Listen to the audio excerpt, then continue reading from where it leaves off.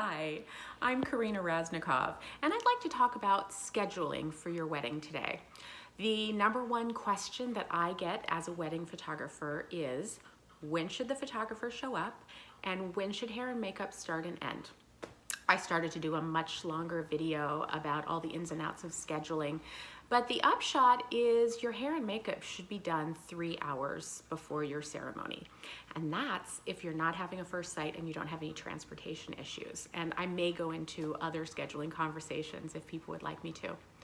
So people are surprised when I say hair and makeup should come to a crashing end 3 hours before the ceremony, because they imagine that they can just do it right up until the ceremony. But here's why it really can't. So if you have a 4 o'clock ceremony, from 3:30 to 4, the bride should not be doing anything. She shouldn't be in hair and makeup. She should be doing whatever it is that makes it so she can be mindful during the ceremony, whether that's meditation, reading the 4 agreements maybe, listening to music, talking with friends, maybe having one small drink to take the edge off. But it's about to get really incredible and amazing, and you want to remember the whole thing. So the bride should be just chilling for that 30 minutes before the ceremony, and the groom should be doing something similar as well. What that means is that you're going to try and get some formal portraits from 3 to 3:30 with your photographer. And I say formal portraits, but they're just casual pictures, bride with mom, bride with dad, bride with bridesmaids. Great pictures of the bride all by herself, but she could be laughing and talking with friends. And hopefully the second photographer is doing a similar thing with the groom. So then you're working backwards. It's already an hour before the ceremony, and that's when she's getting dressed. And hair and makeup should not be happening after the bride is dressed, because the second the dress goes over, there's a lot of amazing opportunities for great pictures. So hair and makeup has to happen totally before she gets dressed. I am a big fan of an hour-long session for the bride to get dressed.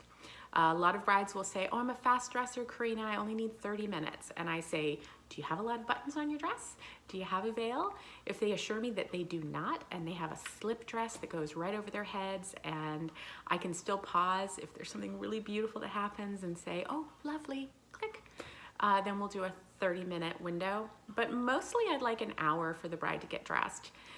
I'd also like all my bridesmaids and moms to have all their hair and makeup and be totally dressed before the bride puts on her dress.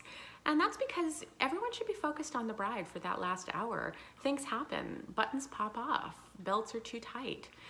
So have all of your hair and makeup come to a crashing end before the bride gets dressed, like around 1:30, so that everyone can focus on what's happening. So your photographer should come 3 to 4 hours beforehand. They just want to catch the tail end of makeup. You don't need to have hours of pictures of makeup artists putting makeup on. There's no need for that. You want to do storytelling pictures. So that's my advice, 3 to 4 hours for hair and makeup and for the photographers. I'm going to be talking a lot about this topic because I have a very help me help you point of view. And I'll be talking about mindfulness at weddings, mindfulness in life, yoga, preparing for the weddings. And if this has been helpful, let me know. Or if you have a difference of opinion about scheduling, let me know too. I'm interested in this topic. I'll talk to you soon. Namaste. Thank you.